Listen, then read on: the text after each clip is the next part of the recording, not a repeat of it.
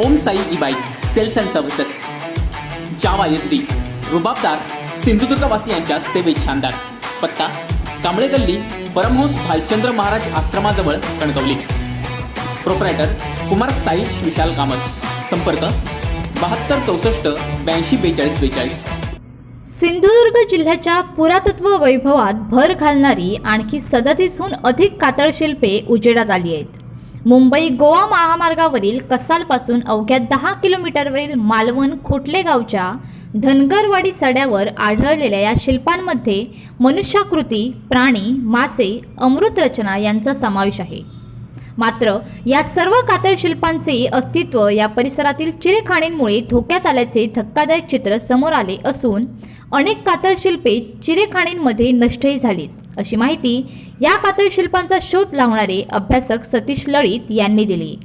या कातळशिल्पांमध्ये 6 मनुष्याकृती, 3 चतुष्पाद प्राणी, 2 मासे, गोलाकृती व अन्य 12 अमृत शिल्पे, 1 शिल्पपट्ट किंवा मांड यांचा समावेश आहे. यापैकी काही कातळशिल्पे झिजलेली असून काही अतिशय सुस्थितीमध्ये आहेत.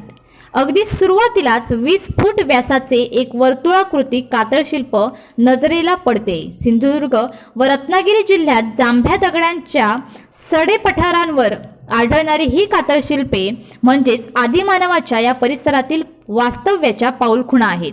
या कातळशिल्पांची निर्मिती मध्याश्मयुग ते नवाश्मयुग या काळात झाली असावी.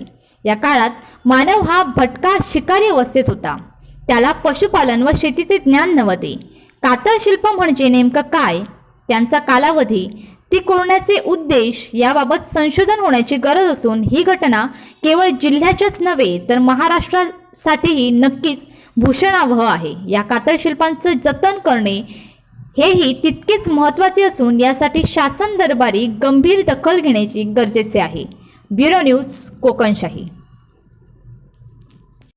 असे नवनवीन व्हिडिओ पाहण्यासाठी कोकणशाहीचं यूट्यूब चॅनल सबस्क्राईब करा व बेल बटन प्रेस करा. तसेच फेसबुक पेज लाईक करा आणि इंस्टाग्राम पेज व ट्विटर पेजला फॉलो करायला विसरू नका.